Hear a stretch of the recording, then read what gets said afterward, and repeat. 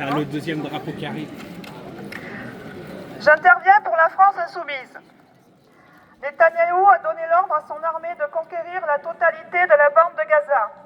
Un plan de déportation massive est en train de se réaliser. Des familles entières sont obligées de quitter leur abri de fortune pour échapper aux bombardements israéliens.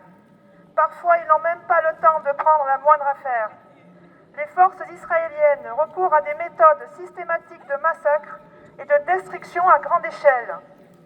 Selon l'ONG Save the Children, un enfant palestinien est tué chaque heure à Gaza depuis le début de ce génocide. Le gouvernement israélien continue à empêcher l'entrée de l'aide humanitaire et entretient un état de famine dans la population. Tout ceci n'a qu'un seul but, celui de se débarrasser du peuple palestinien en le déportant et en l'exterminant. Ils veulent terminer la Nakba, commencée après la Seconde Guerre mondiale. En Cisjordanie, la situation se détériore aussi. Le ministre israélien des Finances, Smotrich, a présenté une carte pour annexer 80% de ces territoires. Dans ce scénario, les 6 principales villes palestiniennes, Ramallah, Naplouse, Jenin, Hébron, Jéricho et Tulkarem, deviendraient des enclaves complètement isolées et encerclées par l'armée israélienne. Selon le journal Haaretz, ce plan est l'aboutissement d'une politique vieille de plusieurs dizaines d'années, consistant à fragmenter les Palestiniens et à rendre impossible tout État palestinien viable. Plusieurs alliés régionaux d'Israël, comme les Émirats arabes ou la Jordanie, préviennent qu'une telle annexion constituerait une ligne rouge menaçant les accords d'Abraham. Mais Israël se permet tout et s'arrange pour saboter le moindre espoir de paix, en bombardant le Qatar par exemple, en toute impunité. Que fait l'État français pendant ce temps? Il tient un double discours. D'un côté, il promet la reconnaissance d'un État palestinien on ne sait pas quand et seulement à certaines conditions.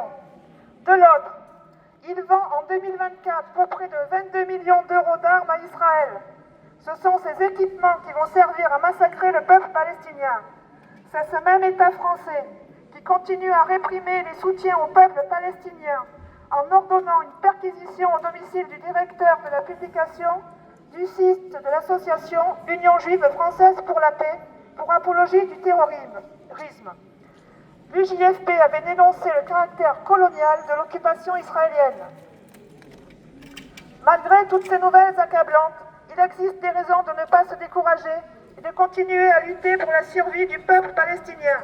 Dans le monde entier, les manifestations de soutien aux Palestiniens n'ont jamais cessé. Dimanche dernier à Bruxelles, plus de 130 000 personnes ont participé à la manifestation Carton rouge contre Israël. À Jérusalem, une véritable marée humaine a manifesté contre la guerre. En France, mercredi dernier, l'usine Eurolix de Marseille qui fabrique des armes pour Israël a été bloquée.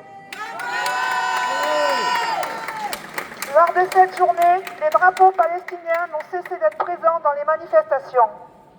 À Tunis, à la suite de la Freedom Flotilla et du Handala, une flottille d'une 50aine de bateaux avec des participants de près de 40 pays, la Global Summit Flotilla prend la mer pour tenter de vaincre le blocus israélien. Malgré 2 attaques de drones israéliens dans les eaux tunisiennes, leur détermination reste intacte. Parmi elles se trouvent des députés LFI, des syndicalistes comme le docker de Gênes, José Nivoy, ou des artistes. D'ailleurs, les dockers de Gênes ont lancé un avertissement à Netanyahou. S'ils perdent le contact, ne serait-ce que 20 minutes avec leurs camarades, ils menacent de bloquer toute l'Europe en liaison avec les dockers d'autres pays. Ce week-end va être décisif pour la flottille. La Palestine vaincra, vive la Palestine!